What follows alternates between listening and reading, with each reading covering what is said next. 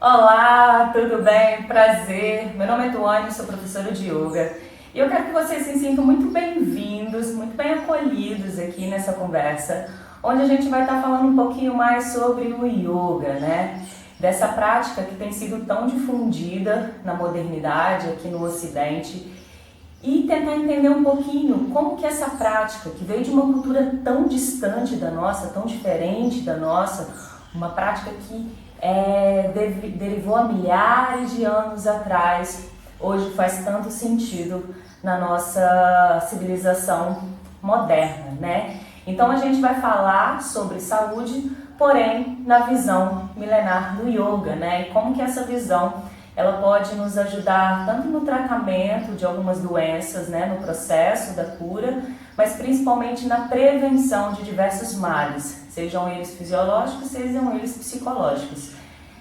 Eu gosto de imaginar que o yoga é uma caixa de ferramentas, né, na qual de vez em quando eu vou lá, pego uma ferramenta que pode me ajudar em alguma situação ali do meu dia a dia, da minha rotina, sejam elas conflitos internos, ou sejam alguns fenômenos externos que já começam a sair do meu controle, né?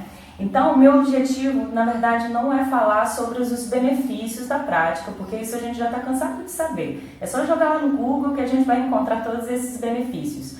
Mas é mostrar como que essa ferramenta, ela funciona, como que ela se estrutura, como que você pode utilizar essa ferramenta fora do tapetinho. Aliás, ela deve ser utilizada fora do tapetinho, beleza? Então, de uma forma geral, a gente vai falar sobre o Hatha Yoga. Existem diversas linhagens do yoga, né? As pessoas são muito diferentes. Cada pessoa é única nesse mundo, né? Não existe ninguém que vai pensar da mesma forma que você, que vai sentir a vida da mesma forma que você. O yoga pensa também dessa forma. Por isso, então, tem várias linhagens aí que vai se adequando de acordo com cada pessoa. Então, tem alunos que são muito atraídos pelas práticas físicas, que é o Hatha Yoga, que é o yoga da força, onde a gente utiliza o nosso corpo como um processo de autoconhecimento. Existe, por exemplo, o Bhakti Yoga, né, que é o yoga da devoção, que são mais para aquelas pessoas que sentem um chamado mais da espiritualidade ali, da filosofia, tá? Mas não que o Hatha Yoga também trabalha também a espiritualidade. Mas enfim, de uma forma geral a gente eu quero, e todos os outros professores de yoga, desmistificar um pouquinho essa ideia de que yoga tá em cima do tapetinho suando pra caramba. Também mas não é só isso. Na verdade, o yoga não é uma prática física, mas uma prática de autodesenvolvimento. É um processo, é uma jornada, né? Então, vai ser uma série de ferramentas e técnicas que vão nos ajudar na vida, nos problemas da vida. Então, de uma forma assim, bem simples, é mais ou menos essa ideia.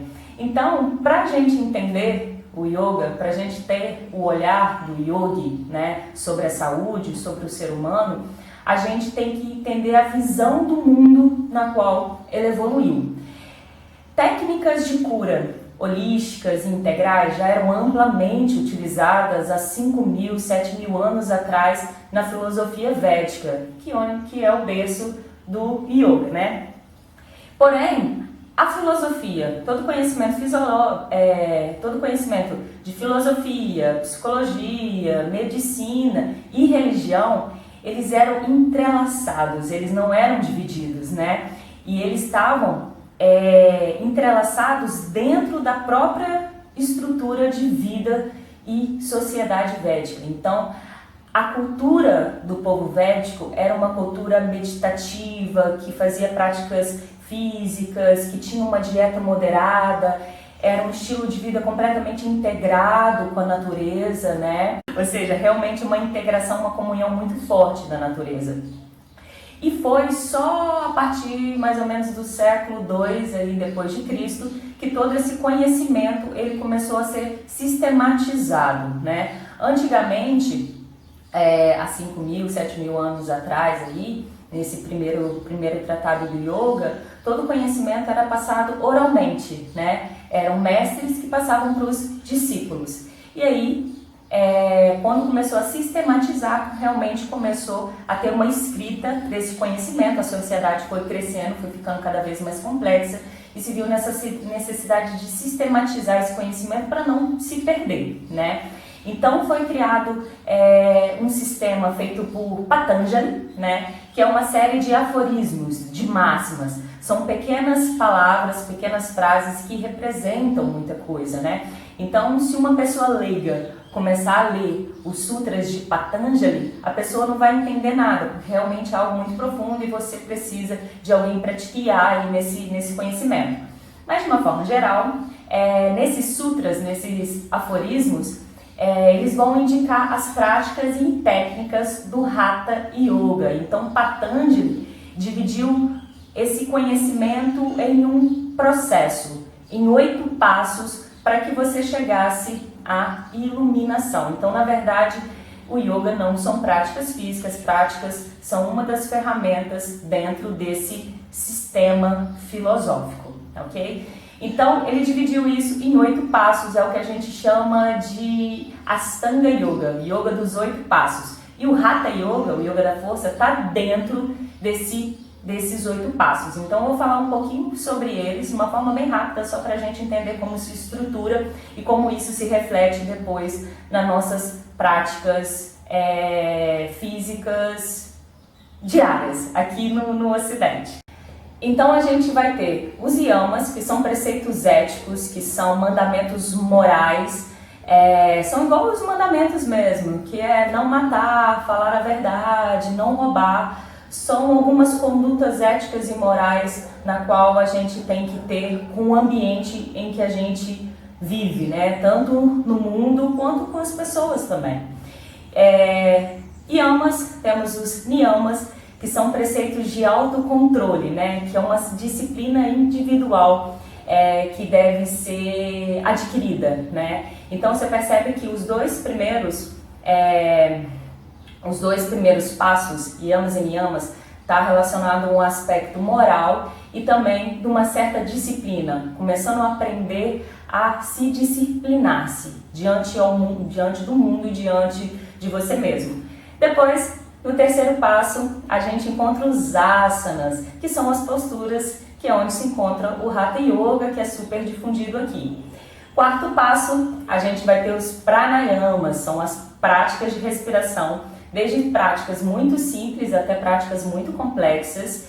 Depois do pranayama, a gente entra em pratyahara, que é a retenção dos sentidos, que é o recolhimento da mente. A mente para de ir para fora e começa a focar em algo mais interno, tentando encontrar um centro, tá?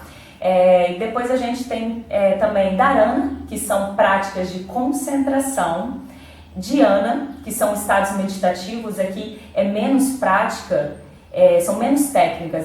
Quando a gente entra em dhyana, que é o que é considerado realmente meditação no yoga, você já trabalhou lá atrás seu corpo, a sua respiração, a sua moral. Então acaba que na hora que você entra em meditação, você já entra em um estado meditativo, já algo que foi realmente construído. E depois da meditação, entramos em Samadhi, que é a iluminação. E segundo os yogis, o ser humano é capaz de atingir. Então a gente está aí para despertar esse Buda interno que existe em todo ser humano, tá? Eu tô olhando para baixo, que eu tô com uma colinha aqui, tentar passar bem rápido aí sobre os 8 passos, né? Então, na prática, a prática em sala de aula, ela também tem uma tendência a seguir uma evolução, uma ordem, né? Então, é como se a gente pegasse essas 8 partes e também trouxesse ela um pouquinho mais pro dia a dia, né? Então, na prática do yoga, a gente vai ter as posturas, a respiração, o momento de relaxamento e o momento da meditação. Então, nos asanas e na respiração, a gente vai trabalhar com o nosso corpo, desbloquear um pouquinho o nosso corpo, vai trabalhar a nossa capacidade respiratória e depois a gente vai relaxar, trazendo os sentidos um pouquinho mais para dentro, entrando num estado de contentamento. Tá tudo bem, tá tudo certo, eu posso relaxar. E a partir disso, a gente senta e entra em estado meditativo. Não no estado meditativo, que a gente vai estar utilizando muitas práticas para a gente realmente entrar no estado meditativo bastante tempo, muito tempo praticando, muita prática, muita disciplina, para a gente, quem sabe, um dia entender do que é uma meditação visto realmente lá do Oriente, né? E aí a gente entra numa questão, onde começa o corpo e termina a mente, onde começa a mente e termina o corpo, né? Não tem jeito, os dois estão entrelaçados, por isso que o yoga busca trabalhar o homem por completo, desde o mais denso, que é o seu corpo, ao mais sutil, que é algo mais profundo, é onde que a gente chega a tocar lá na espiritualidade, né? Nesses desejos da alma. Então é muito interessante. Então a gente começa pelo denso, pro nosso corpo, e a gente cada vez vai se aprofundando mais no nosso interior. Então agora eu vou falar um pouquinho sobre essas práticas, os asanas, que são as posturas, a respiração, o relaxamento e a meditação, e como que isso é aplicado e como que isso se reflete no dia a dia das pessoas. Bom, a gente começa falando sobre os asanas, né? Como que a gente viu, o yoga não é somente uma prática física, na verdade é um progresso, né, que a gente vai fazendo. E para a gente iniciar essa jornada de autoconhecimento, de autodesenvolvimento, é muito importante você ter um corpo forte, porque se esse corpo não estiver forte, você vai desistir muitas dessas vezes, tá? Então, para essa jornada, é muito importante que o corpo esteja fortalecido, que tenha agilidade, que tenha equilíbrio, resistência e muita vitalidade para os problemas que a vida traz, né? Que a gente sabe que são muitos, tanto conflitos internos quanto problemas externos também. E o homem ocidental maduro, ele tem uma movimentação muito monótona, né? Uma rotina um pouco cansativa, um pouco repetitiva, e também a gente tem alguns objetos que facilitam, mas ao mesmo tempo prejudicam de uma certa forma o nosso corpo, né? Que são cadeiras altas, um vaso alto. Na maioria das vezes a gente tá numa cama alta, acorda, senta na cadeira, vai pro carro, chega num escritório, senta numa cadeira novamente, a mesa é alta, então acaba que os movimentos corporais ficam um pouco restritivos, né? Então, quando você começa a praticar os asanas, você começa a fazer movimentos que são muito diferentes, né? E esses movimentos ajudam a exercitar os músculos, nervos, glândulas, fazem massagens naturais em toda a região abdominal, porque a gente vai trazendo exercícios que a gente não faz normalmente. Então, traz um bem-estar muito grande pro corpo, né? E a maioria das vezes a gente sempre está num estado de tensão muito grande. Então quando a gente começa a trabalhar os asanas, existe um desbloqueio muito grande no nosso corpo, né? E, como eu falei, a simbologia, na verdade, a filosofia ela vai estar muito ligada até na parte física, né? Então os asanas, ele tem um aspecto simbólico muito grande, não é simplesmente fazer uma postura. Existe uma simbologia muito profunda atrás dessa postura, né? Então, a gente vai ter desde nomes de plantas, objetos, heróis, mamíferos, insetos. E o que isso quer dizer? Mostra de uma forma resumida assim o princípio da evolução, aprendendo a respeitar tudo que faz parte do nosso planeta, tudo que faz parte desse mundo, né? Abandonando um pouquinho o nosso ego e fazendo com que a gente experimente estar numa postura do gafanhoto. Eu sou um gafanhoto e você vive aquela experiência, é muito interessante. Então é aquela experiência de se colocar no lugar do outro. Então isso tem um reflexo muito, muito positivo assim na nossa vida. Então, por exemplo, quando você está na postura da montanha, que é Tadasana, né? As posturas têm nome em sânscrito, que é a língua da civilização védica. E Tada significa montanha. Então, realmente, você quer manter o seu corpo ereto, que é uma postura em pé. Se alinhe seus pés, encaixou, não é simplesmente ficar em pé, mas ficar em pé da forma correta, distribuindo o peso de uma forma correta. Mas aí você desperta todo aquele olhar da montanha, né? Buscar a firmeza, a estabilidade da montanha. A montanha está ali, né? Imagina qualquer montanha, que seja uma montanha ali em Bitipoca, ou no Caparaó, ou o que você quiser. Sempre quando a gente olha uma montanha, traz uma sensação muito gostosa na gente, né? E a montanha, ela tem aquele aspecto passivo, né? Independente da chuva, independente do vento, do calor, a montanha permanece ali firme, forte e estável. Então, quando a gente realiza a postura da montanha, a gente também quer despertar as virtudes da montanha em nós mesmos. Então, independente da bagunça que está do lado de fora, independente da crise familiar, da crise política, independente de qualquer coisa, dentro eu permaneço firme, forte e estável como uma montanha. Então, percebe que começa a existir uma união, uma integração com todos os seres, com a própria natureza, né?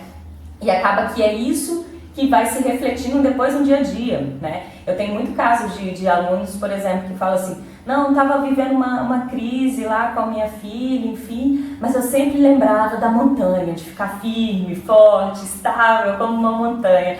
Então acaba que essas virtudes começam a refletir no dia a dia das pessoas, e aqueles momentos onde que provavelmente elas jogariam tudo pro ar, ficariam desesperadas, entrariam num estado de tensão muito grande, traz uma lembrança da prática, daquele momento da montanha, daquela paz que você sentiu, e você lembra que na verdade você não é essa tensão, esse estresse, na verdade você é um mar de calmaria, né? Então existe essa conexão e é muito interessante.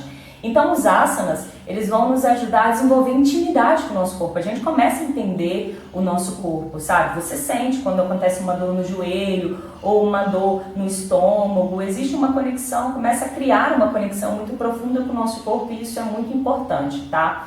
Então, uma postura agradável e estável vai se refletir no equilíbrio mental. A gente começa a parar de se perder nessas flutuações mentais e começa a encontrar o conforto físico e o conforto mental também através dos asanas. Alguns movimentos específicos nos asanas, né? Então a gente tem posturas em pé, posturas de abertura de quadril, posturas de equilíbrio, posturas de flexão para frente, posturas de torção, posturas invertidas, e a gente vai trabalhando isso aí em sala de aula, né? Por exemplo, as posturas em pé, elas vão trazer um fortalecimento das pernas e vão corrigir de uma certa forma a má postura e algumas dores que geram na região dos ombros e das costas. Por quê? Quando a gente fica em pé, a gente fica todo desalinhado, todo torto, assim. A gente joga o peso para uma perna, joga o peso demais para outra perna.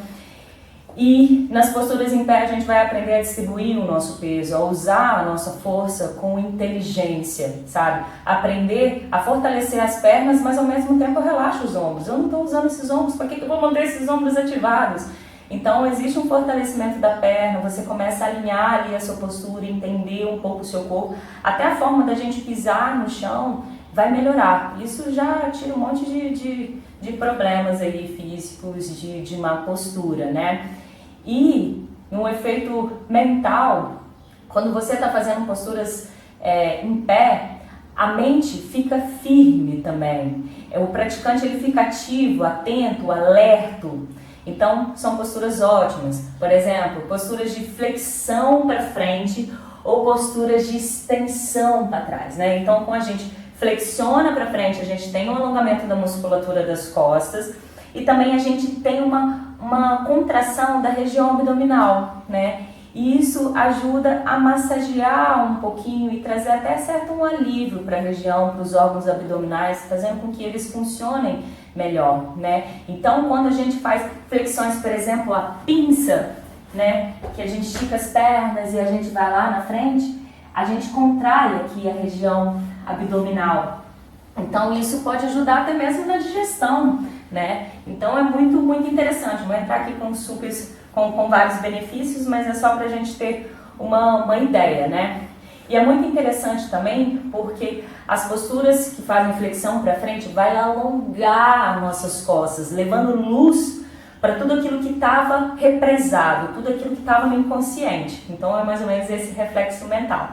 As posturas de extensão para trás vão fortalecer a musculatura das costas e é tão importante para a nossa saúde e bem-estar da nossa coluna, né? Então vai trazer a flexibilidade da coluna feito com bastante cuidado. E quando a gente faz essa extensão para trás, a gente tem uma abertura da caixa torácica, aumenta a nossa capacidade respiratória, isso ajuda a abrir o nosso coração para a vida, traz vitalidade, traz coragem, são posturas maravilhosas. As posturas também que eu adoro são posturas de torção, onde a gente rotaciona a nossa coluna no nosso próprio eixo, né?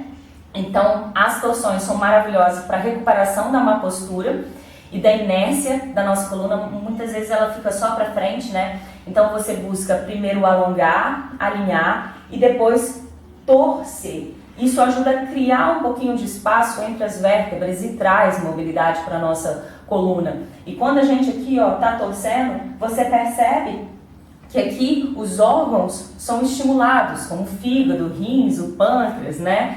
Então, são posturas maravilhosas, façam sempre. Deixa eu sair um pouquinho do sol aqui. E aí, posturas de torção, elas geram uma sensação de desapego, elas aliviam um pouquinho a ansiedade, sabe quando a gente fica travado? Então, quando a gente faz a torção, às vezes a pessoa sente um pouquinho de incômodo, mas na hora que ela volta, ela, desapeguei. Eu costumo fazer uma associação com pano de chão. Sabe quando você passa o pano de chão no chão e depois pega ele e torce toda a sujeira?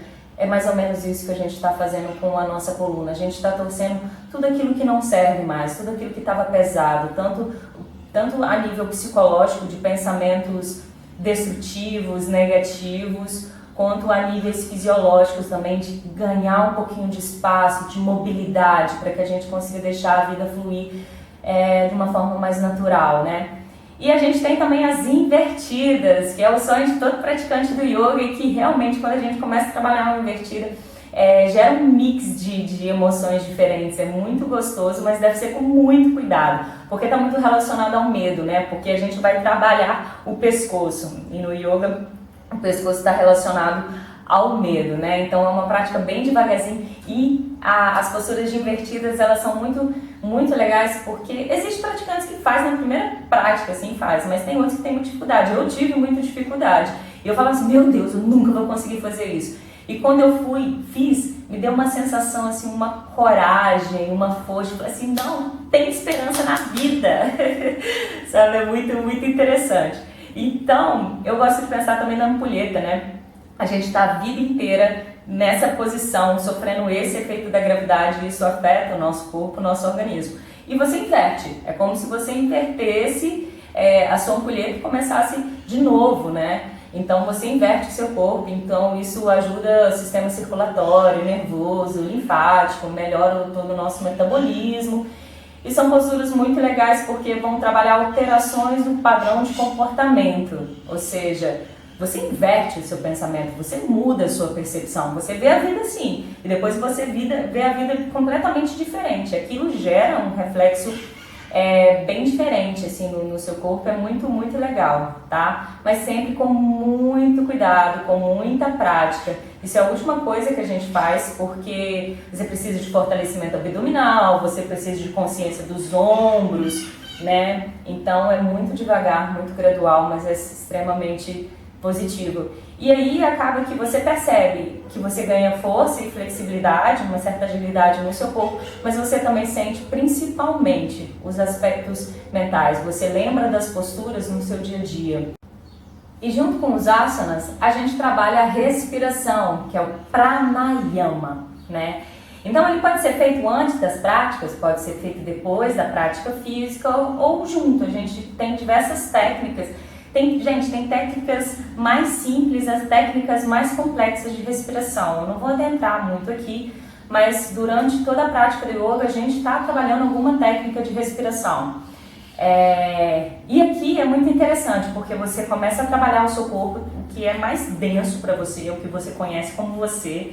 E aí, a partir da concentração da respiração, é como se você trouxesse essa concentração um pouquinho mais para dentro. A gente começa a se aprofundar, dá um passo além, né?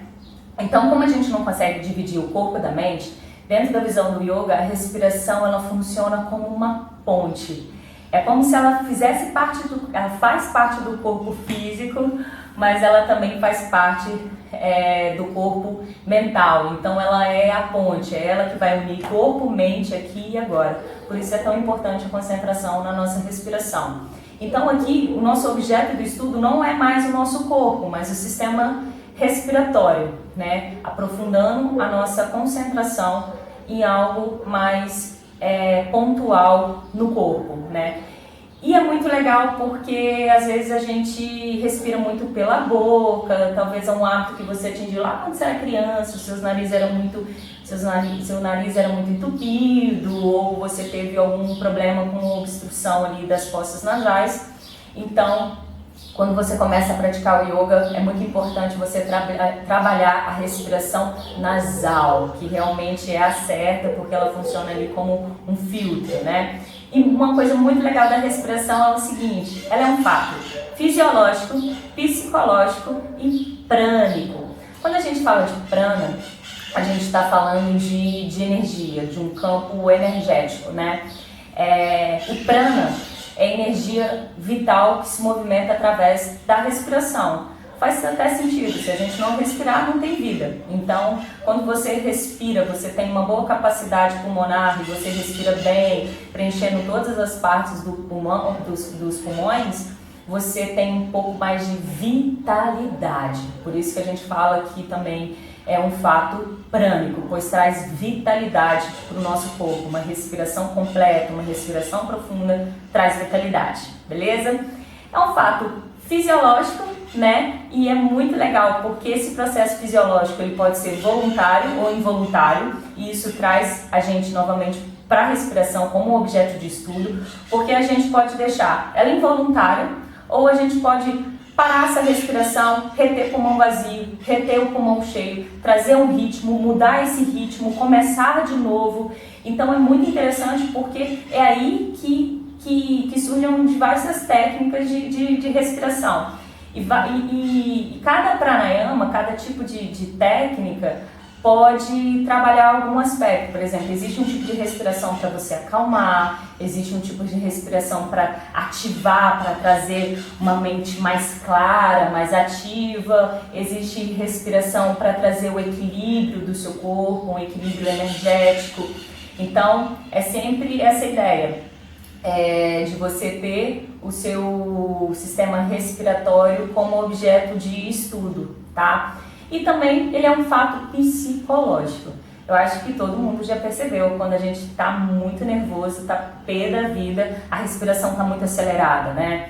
E essa respiração ela vai se refletir na nossa mente. Quando a respiração está acelerada, acaba que os pensamentos são muito rápidos, são muito superficiais, julgadores. Quantas vezes a gente toma algumas atitudes no momento que a gente está muito nervoso, que a gente se arrepende muito depois, né? Então acaba que a respiração tem uma mãozinha ali no estado psicológico da pessoa muito, muito importante, né?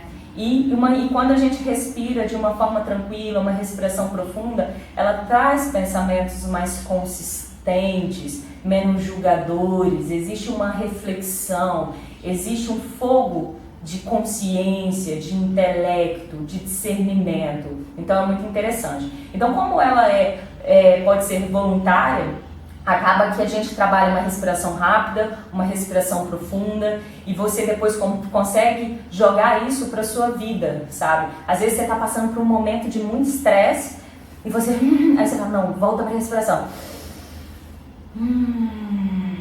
Tá tudo bem. Só de gravar esse vídeo, eu já fiz, tipo assim, muita respiração, porque eu fico muito nervosa e a respiração realmente acalma. Então você pode trazer essa respiração voluntária para o seu dia a dia, para te ajudar a passar por vários problemas. Às vezes pode ajudar a dormir, às vezes você, nossa, eu não consigo dormir. Às vezes você aprende um pranayama para gerar um relaxamento, isso vai ser muito positivo para você, tá bom? E aí a gente fala da respiração do asana como uma forma que a gente utiliza juntos na prática. E depois de fortalecer o seu corpo, depois de trabalhar a sua respiração, Agora você tem um momento para relaxar, a gente entra num processo de relaxamento, né? De uma forma geral, a gente vive um estado permanente de tensão, a gente virou uma pilha de nervos, né? Que a gente costuma falar muito, né? E o indivíduo tenso, ele vira um alvo fácil para sintomas caóticos, né? Tanto de natureza orgânica quanto de natureza psíquica. Então as representações psíquicas, elas se refletem no nosso organismo, na nossa pele, no nosso cabelo, no nosso corpo inteiro. E muitas vezes esse estado tensional, ele escapa da nossa consciência e fazem com que os músculos fiquem contraídos. Então acaba que a gente não percebe que o músculo está completamente tenso, completamente contraído e acaba que o corpo está gastando uma energia ali desnecessária naquela contração daquele músculo, né? Eu percebo muito isso nos meus alunos. Às vezes tá lá, a pessoa tá aqui, relaxa os ombros, a pessoa nada, relaxa os ombros, nada. Você tem que chegar e tocar aí, na hora a pessoa solta, ela fala assim, caraca, eu nem percebi que eu tava com o ombro tenso. Então, mais ou menos, a ideia é essa. Tudo que acontece na nossa mente se reflete no nosso corpo e tudo que a gente faz com o nosso corpo também se reflete na nossa mente, né? Então, é muito interessante a gente ter essa percepção e aprender a relaxar, aprender a sair desse estado tenso, né? E no yoga, a postura que a gente faz para o relaxamento é o Shavasana, que é a postura do morto, da postura do cadáver. É exatamente isso, a gente vai imitar um cadáver, né? Então a gente se deita, separa os pés, palma das mãos viradas para cima, recolhe um pouquinho o queixo, a coluna tem que estar toda alongadinha e aí amolece, sabe? É como se você desligasse o seu corpo e deixasse só a mente e a respiração ali funcionando. Então, o Shavasana ajuda a eliminar a fadiga dos asanas que você fez anteriormente e ele ajuda a fazer com que o sistema nervoso ele entre em estado restaurativo. A gente está uma pilha de nervos o tempo todo, o corpo está funcionando, o corpo está tenso o tempo todo. Então, quando você faz o Shavasana, você faz o sistema nervoso entrar no estado restaurativo, no estado de cura. Ele tenta se reequilibrar novamente, que é extremamente importante, né? Então, a tensão da civilização moderna, ela sobrecarrega o nosso sistema nervoso.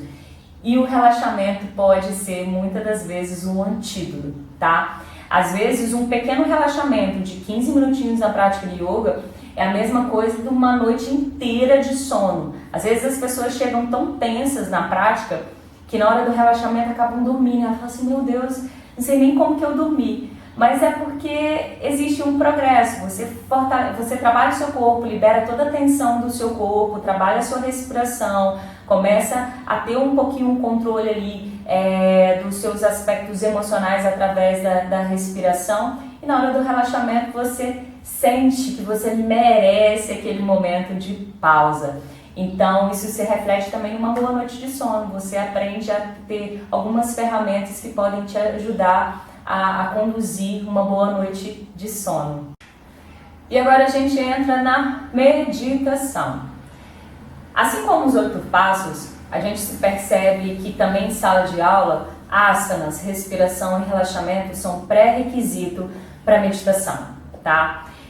Somente um corpo forte e confortável fazem com que a gente consiga concentrar realmente, tá?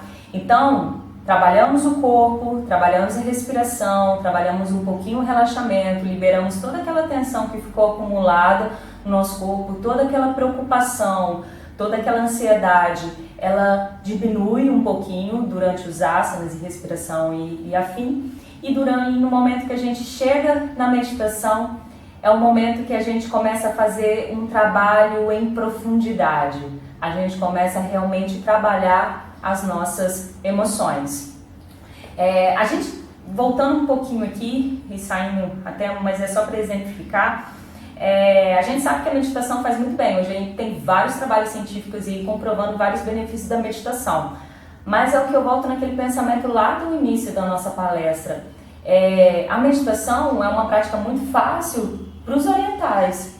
pra gente é algo muito difícil. No momento nenhum da nossa cultura ensinaram a gente meditar, ensinaram a gente ficar em silêncio, ensinaram a gente a ficar confortável na nossa própria presença. Muito pelo contrário, a gente se julga o tempo todo. Então ficar na nossa presença às vezes é uma coisa muito difícil e tá tudo bem, tá? Então a gente escuta muito, meditação não é pra mim, vou ficar mais louco que tudo. Não, calma, tem um processo até você chegar na meditação. Não sei nem se teria como, ou seriam pessoas realmente muito especiais que saem do padrão ali, que são pessoas que sentem aqui, entram em transe, sabe? Eu não, tenho muita dificuldade e até hoje eu acho que eu nunca meditei de fato, mas eu tento, tá? Pelo menos eu tento. E a cada dia isso vai me deixando cada vez melhor. Por quê? Porque a gente começa a trabalhar com as nossas emoções. Todos aqueles padrões que eram muito destrutivos, como o julgamento, a culpa, a raiva, a ansiedade, no momento da meditação eles ficam um pouco menos destrutivos, né? Então o nosso relacionamento com esses padrões não são mais tão... É como se esses padrões se tornassem um objeto de estudo. Eles não são eu, são algo que eu estou estudando em mim, sabe? Então é como se eu criasse um distanciamento desses padrões, sabe? Então você começa a observar, você vê um pensamento, você percebe o pensamento vindo, o pensamento indo. Às vezes você vai cair na maionese, você vai no pensamento, ele vai te levar lá longe. Na hora que você percebe que a sua mente divagou, opa, respira profundamente, lembra da respiração, que é a conexão, traz a respiração de volta, que você consegue trazer novamente a sua mente para a sua respiração, e aí a gente começa de novo o processo da concentração. É prática, muita prática, mas eu acho que vale muito a pena investir nesse momento também da meditação, tá? Então, de uma forma geral, por que as pessoas se saem tão bem da prática de yoga, né? Por que está sendo tão difundido essa prática? Porque você vai trabalhar o seu corpo, a sua respiração, vai aprender a ficar em silêncio, vai aprender a se ver de uma forma mais carinhosa, vai fazer com que você se torne mais responsável por tudo aquilo que está acontecendo com você. Então vai mudar algumas pequenas coisas em que você não vai estar acostumado. E na maioria das vezes você vai se sentir bem. Você não precisa se sentir bem toda vez que você faz prática de yoga, você não tem que ficar sentindo o iluminado. Tem dia que você vai estar puto na prática de yoga, doido para que aquilo ali termine, né? Porque as posturas, os asanas, eles vão ser o mesmo o tempo todo, sabe? Você vai fazer a mesma prática física por 100 anos. Porém, quem vai mudar é você. Vai ter dia que você vai fazer a postura do guerreiro e vai, caraca, realmente estou sentindo um guerreiro, pá, nossa, eu sou foda. E vai ter dia que você vai ficar assim, acaba logo. E aí você começa a perceber esses padrões mentais no qual você vai começar a trabalhar a cada dia na meditação, beleza? Então, o que acontece? Essa prática, ela faz com que tornemos mais íntimos de nós mesmos, né? O homem passa a se compreender e compreender todos os fenômenos que nos atingem, tanto internamente quanto externamente. Isso é muito legal, tá? Então, pensando assim no yoga na vida, então a gente tem que desvincular o yoga só do tapetinho. O yoga vai vir para a nossa rotina, para a nossa alimentação, a forma como que a gente se relaciona com as pessoas, a forma como a gente se relaciona, porque ela trabalha o homem de uma forma integral. Então, não tem como, ela vai sair do tapetinho e a gente percebe isso. Você pode conversar com qualquer praticante realmente que tem uma disciplina, ele vai falar para você, que realmente você percebe o yoga em todos os lugares depois.